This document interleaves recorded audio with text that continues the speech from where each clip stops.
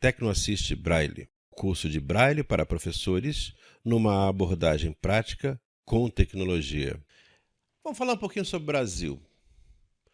Braille no Brasil. Como é que apareceu o Braille no Brasil? Bom, aqui temos uma figura super bonitinha, com vários elementos. Então nós vamos analisar de um em um. Começamos aqui, ó, por essa casinha aqui.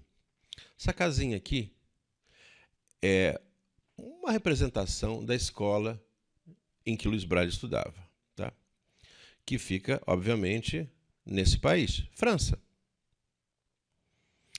E aqui à sua direita nós temos o imperador, nosso imperador Pedro II. Bom, Pedro II ele tinha uma ligação muito forte com a Europa. Na verdade, os imperadores todos tinham uma ligação muito forte com a Europa, e ele tinha um médico. Esse aqui é o médico dele, Dr. Xavier Sigaud. E esse Xavier Sigaud tinha uma filha chamada Adele. E essa mulher, essa moça, Adele, era sensacional, mas era cega. E o imperador conhecia esse médico, conhecia a filha tocava piano, a filha falava várias línguas, era um encanto, era uma pessoa encantadora e cega. O que naquela época não era uma coisa muito comum, uma jovem cega e que sabia escrever e ler nessa técnica que tinha sido inventada por Luiz Braille. O imperador achou aquele negócio muito interessante, mas ficou por aquilo mesmo.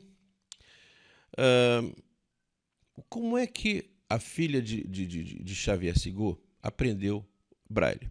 Através dessa pessoa aqui, ó, José Álvares de Azevedo.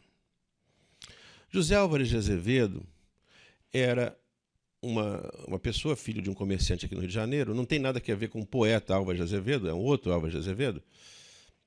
E ele era cego e tinha ido estudar exatamente aqui, na França. E aprendeu, então, essa técnica de escrita e de leitura do Braille e ensinou a quem? A Adele.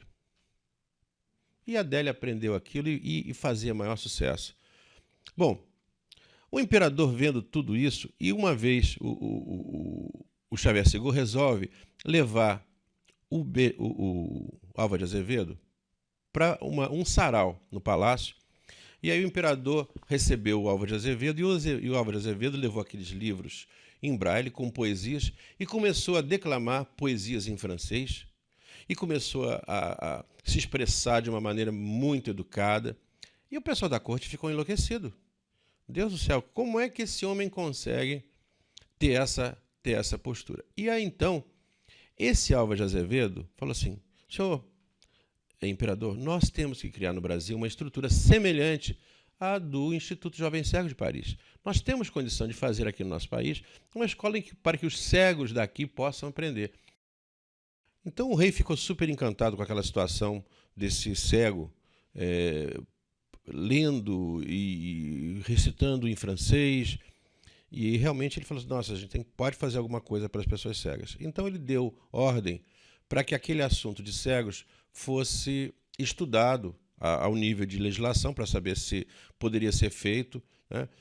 E uma série de movimentos, e por trás dessa história, o Xavier Sigaud e o Álvares de Azevedo, acompanhando politicamente. Eu sei que depois de um certo tempo foi realmente construído a primeira escola de cegos, que já teve alguns nomes, e o nome atual é Instituto Benjamin Constant.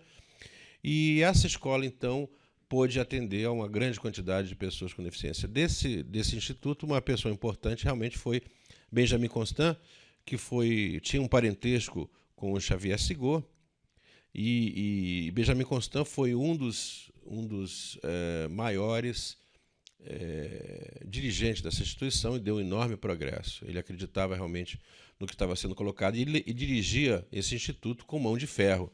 Na verdade, a coisa não era fácil naquela época. Eu vou mostrar aqui para vocês um relato do próprio Benjamin Constant. Matricularam-se 64 cegos de ambos os sexos. Faleceram de diversas moléstias 11. saíram por incapacidade de instrução em consequência de graves moléstias físicas e mentais. 6. Foram expulsos por serem de péssima conduta e incorrigíveis. 2.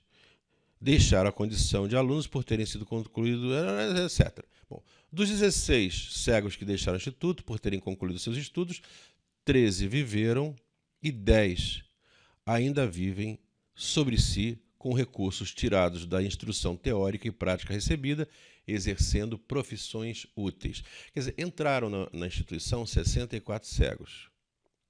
Saíram 16, quer dizer, uma quantidade mínima, foi 1/4 dos cegos que entraram conseguiram sair. Mas o interessante é que desses 16, cerca de 13 conseguiram trabalhar. Isso é uma coisa muito interessante. Claro, esse processo educacional muito rígido, muito pesado, mas os que saíram conseguiram trabalhar. Trabalhar em quê?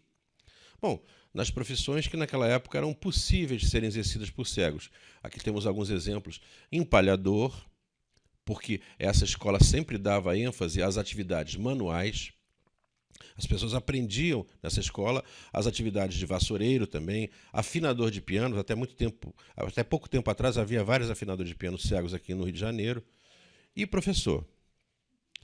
E o ensino naquela época foi feito na base de internato. E esse processo de internato seguiu até muito pouco tempo atrás, quando aconteceu o mecanismo do ensino inclusivo. Bom, essa é uma história inicial sobre a vida das pessoas cegas. As coisas só mudaram depois de algum tempo dessa situação de caráter assistencial, de profissionalização muito limitada, de indivíduos isolados, superprotegidos que estudavam no internato e quando saíam não se adaptavam, voltavam. Essa situação só foi realmente modificada a partir dos anos 1970, com o regresso dos soldados nos Estados Unidos, da Guerra do Vietnã, né, com vários movimentos. Bom, mas isso já é uma outra história. E a gente aqui encerra a primeira parte do nosso curso, mostrando que hoje em dia a coisa é bem diferente. Nós estamos numa situação em que a pessoa cega, através não só do Braille, como através de uma série de outras mudanças tecnológicas, é visto já de forma diferente. Houve uma mudança de paradigma, e essa mudança ocorreu a partir da década de 1970, por uma série de razões, e mudou-se a perspectiva do que ele não pode fazer pela cegueira, mas sim pelo o que ele pode fazer independente da cegueira. Em outras palavras, a visão segregacionista, quer dizer, deixar a pessoa fora da sociedade em relação aos deficientes, foi substituída por uma visão de inclusão. Isso é um papo muito longo e talvez não caiba nesse nosso curso, mas de qualquer maneira é um tema muito importante para você estudar. Entre na internet e leia um pouquinho sobre inclusão escolar e leia também sobre o processo que teve início com a Guerra do Vietnã e que mudou completamente o panorama das pessoas com deficiência no mundo.